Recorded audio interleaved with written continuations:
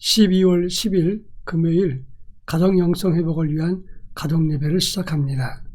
다 같이 주님 가르치신 기도합니다. 하늘에 계신 우리 아버지, 아버지의 이름을 거룩하게 하시며 아버지의 나라가 오게 하시며 아버지의 뜻이 하늘에서와 같이 땅에서도 이루어지게 하소서.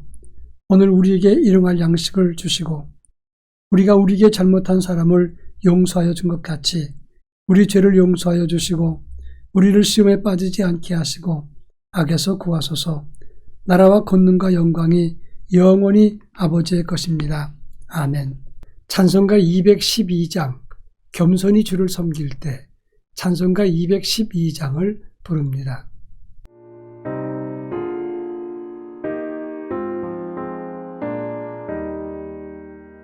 겸손히 주를 섬길 때 괴로운 일이 많으나 구주여 내게 힘주사 잘 감당하게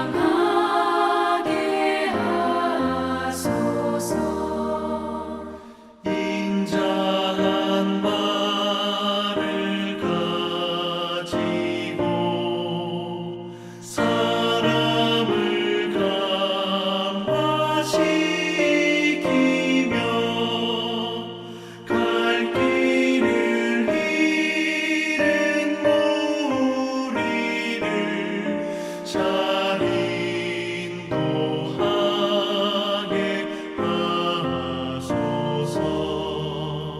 구주의 귀한 인내를 깨달아 알게 하시고 굳건한 믿음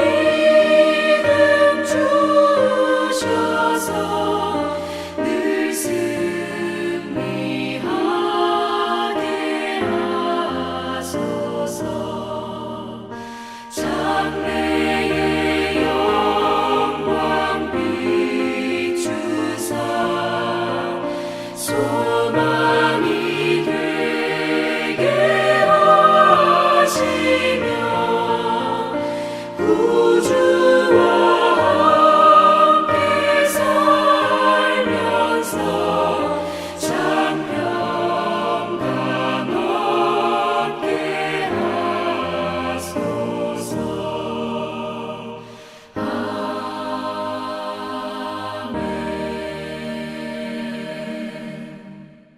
이 시간 우리에게 주시는 하나님 말씀은 구약성경 이사야서 14장 12절로 19절입니다. 이사야 14장 12절로 19절 말씀을 한 절씩 교독합니다. 제가 전체를 읽겠습니다.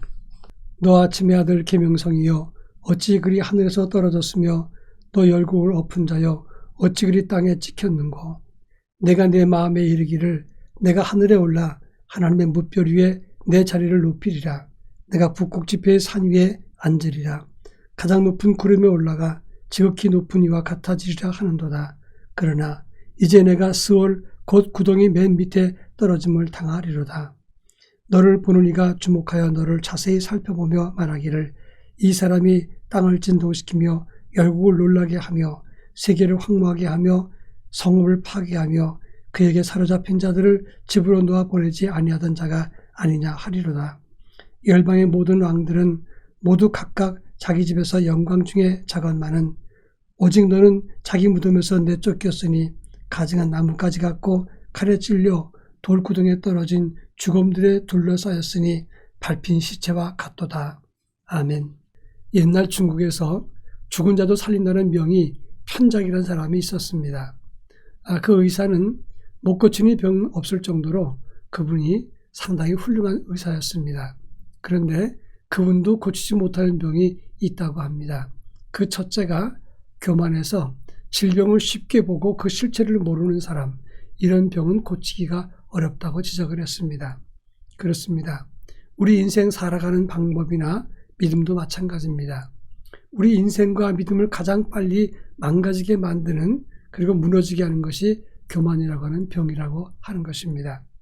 오늘은 이번 한 주간 우리가 돌이켜야 될 죄성 중에 또 한 가지인 교만에 대해서 함께 살펴볼 생각입니다. 오늘 우리가 읽은 본문의 말씀은 온 세상이 우러러볼 만한 바벨론 왕, 그러나 그는 스스로 교만해지고 높아지고자 했을 때 음부의 밑바닥까지 추락하리라, 이렇게 예언의 말씀을 했습니다. 고대 바벨론은 빛나는 노수로 만든 성문이 100여 개의 출입문이 있었다고 합니다. 성 높이가 35피트, 10m 넘는 그런 높이였습니다. 성 위에서 6대의 전차가 나란히 달릴 수가 있었다고 하니까 얼마나 큰 성인가를 알 수가 있습니다. 교만할 만하지만 하나님은 그러한 바벨론 왕의 교만을 거절하셨다고 하는 것입니다. 본문이 주는 의미가 무엇인가를 함께 살펴볼까 합니다. 먼저 13절에서 그들은 내가 하늘에 올라 뭇별 위에 내 자리를 높이리라, 이렇게 말했습니다. 바벨론 왕은 스스로 교만해서 하늘에까지 이르겠다, 이렇게 말했던 것입니다. 내가 뭇별 위에 내 자리를 높이리라, 이렇게 말했는데 이 뭇별이라고 하는 것은 열국을 의미하기도 하고 하나님의 천사를 의미하기도 합니다. 바벨론 왕의 영화와 그리고 왕의 권세는 하나님이 허락해 주신 것이었습니다. 그런데 그 스스로가 잘나서 내가 뛰어나서 이런 일을 이루었다, 이렇게 교만된 마음을 가졌기에 하나님은 그를 거부하셨다고 하는 것입니다. 노아 홍수 이후에 인간은 바벨탑을 쌓았습니다. 그러면서 우리가 지면에서 흩어짐을 면하자, 이렇게 이야기했습니다. 그런데 그 이전에 우리가 높은 탑을 쌓고 우리의 이름을 하늘에 내자, 이렇게 말했다고 하는 것입니다. 여기서 우리의 이름을 하늘에 내자 하는 말은 하나님과 비교자 하자, 이런 의미가 되는 것입니다. 하나님은 그들의 언어를 흩어서 사방에 떠나게 하셨고 그들을 여러 가지 민족으로 나누었다고 하는 것입니다. 영국 신학자였던 테일러는 당신은 당신이 태어나기 전에 무엇이었던가를 생각하라. 당신은 아무것도 없었다. 최근 여러 해 동안 당신은 무엇이었는가? 그것은 연약함이었고 그 다음 당신은 죄인이었다. 그리고 하나님과 사람에게 빚진 자일 뿐이다. 그러니 당신은 겸손해야 된다, 이렇게 지적을 했습니다. 그렇습니다. 우리는 아무리 많은 걸 가져도 하나님 앞에 겸손한 모습을 가져야 하는 것입니다. 그런가 하면 13절부터 14절 말씀 보면 바벨론 왕의 추락은 하나님의 영광을 가로챘기 때문이다, 이렇게 지적을 하고 있습니다. 뭇별 위에 내 자리를 높이리라. 북극 지폐의 산 위에 앉으리라. 가장 높은 구름에 올라 지극히 높은 이와 같아지리라. 다 같은 말입니다. 하나님의 영광을 가로채고 스스로 신격화했다는 것을 말합니다. 그 당시 고대 근동지방에서 신들은 특정한 산에 모여서 집회를 한다고 생각을 했습니다. 그래서 그리스 로마 신화를 보면 올림푸스 산에 신전이 있었던 것과 같은 의미라고 하겠습니다. 사람은 권력을 가지고 많은 것을 누리면 자기가 절대적인 존재인 것처럼 착각을 하려고 합니다. 버틀랜드 러셀은 이런 말을 했습니다. 자기 자신의 힘을 겸허하게 평가하고 자기 자신의 존재를 바르게 살피는 것이 행복의 근본이다. 나를 낮출 때 성공에 놀랄 수 있는 것이고 반대로 나를 높이면 조그만 실패에도 무너질 수 있는 것이 인간이다, 이렇게 말했습니다. 그렇습니다. 우리는 하나님 앞에 겸손한 모습을 가지고 하나님의 영광을 가로채는 어리석음을 범하지 말아야 된다 하는 것입니다. 자, 그렇다면 이와 같은 교만은 많은 것을 가지고 누리는 사람만, 그런 사람에게만 교만한 것이 있느냐 하는 것입니다. 있는 자의 교만도 무섭지만 없는 사람의 교만도 무서운 것입니다. 없는 자의 교만을 빈자의 교만이라고 말합니다. 그래, 나 없다. 나 가진 것도 없고 배운 것도 없고 나 못났다. 어쩔래? 이러면서 달려들고 때로는 그렇게 무지하게 그 사람들 앞에 군림하고자, 사람들의 마음을 조종하고자 하는 그런 생각을 가진 것도 교만에 해당된다는 것입니다. 사실 심리학으로 보면 교만은 일종의 열등감입니다. 있는 사람도 열등감은 있는 것이고 없는 사람도 열등감이 있는 것입니다. 교만은 동전의 양면과 같아서 늘 항상 우리에게 존재하는 것입니다. 부할 때도 존재하는 것이고 가난하고 없다고도 존재하는 것입니다. 그렇습니다.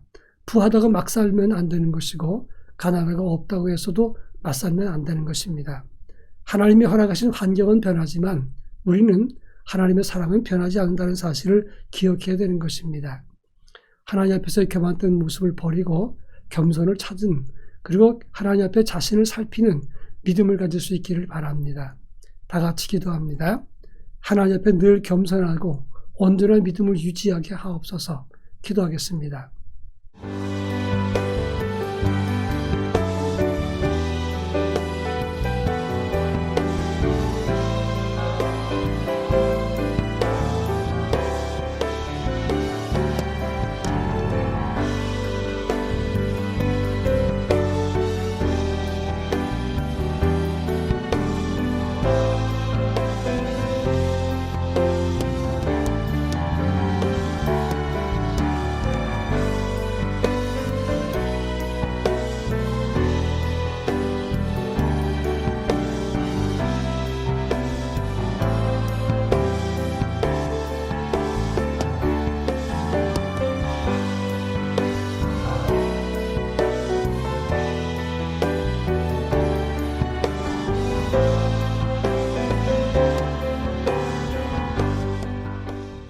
사랑 많으신 하나님 아버지, 지난 1년 동안을 돌이켜보면 우리는 우리의 힘으로 살아간 것처럼 생각하지만 하나님 없이는 우리는 아무것도 아닌 것을 기억하게 하옵소서. 하나님 앞에 겸손한 믿음을 갖게 하시고 온전한 믿음과 영성을 가질 수 있도록 은혜를 더하여 주옵소서. 예수님의 이름으로 기도합니다. 아멘.